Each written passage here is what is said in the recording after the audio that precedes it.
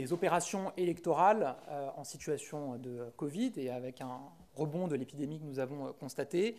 Un conseil de défense consacré au Covid s'est tenu hier et ça faisait partie des points à l'ordre du jour.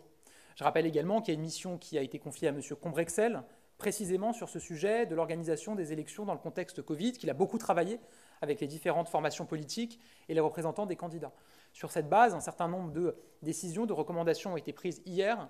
Elles seront précisées dans un communiqué de presse conjoint du ministère de l'Intérieur et du ministère des Solidarités et de la Santé, qui doit être diffusé, je crois, aujourd'hui, avec un certain nombre de recommandations dans les bureaux de vote, notamment pour la fluidité des opérations, pour la sécurité des personnes fragiles qui viennent voter, avec également un certain nombre d'appuis qui seront apportés, notamment en dotation de masques chirurgicaux pour les assesseurs, les scrutateurs, d'autotests également pour ceux qui n'auraient pas pu réaliser un test dans les jours précédant les opérations de vote, avec également des masques FFP2 pour des personnes particulièrement fragiles qui auraient à intervenir dans les bureaux de vote. Donc je vous renvoie donc à ce communiqué qui va sortir tout à l'heure, qui donnera davantage de détails. Sur la deuxième question que vous avez posée, c'est une question, il faut se souvenir, qui s'était déjà posée au moment d'autres élections et des élections locales qui s'étaient tenues à certains moments où il y avait encore la circulation de l'épidémie de Covid dans notre pays.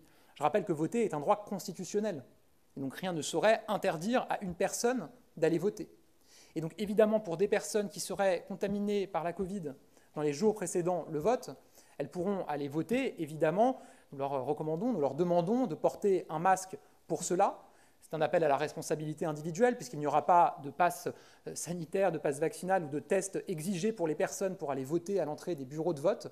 Mais de la même manière que cela s'est fait dans les élections précédentes, évidemment que les personnes, tout Français peut aller voter. Il ne peut pas y avoir d'entrave au fait de participer aux élections.